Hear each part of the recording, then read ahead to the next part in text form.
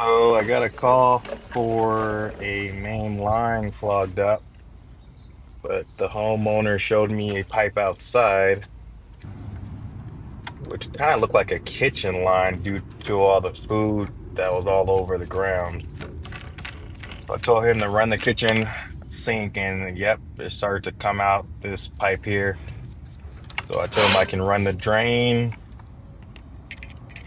and this is probably connected to the laundry as well.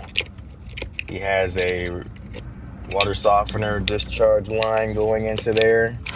There's no cap, just an open hole, which is kind of odd.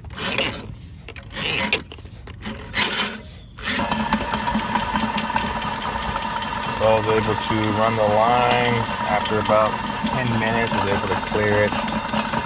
Had the homeowner run the sink again and make sure everything was good. We do have a camera inspection scheduled for Thursday, 2 days from now.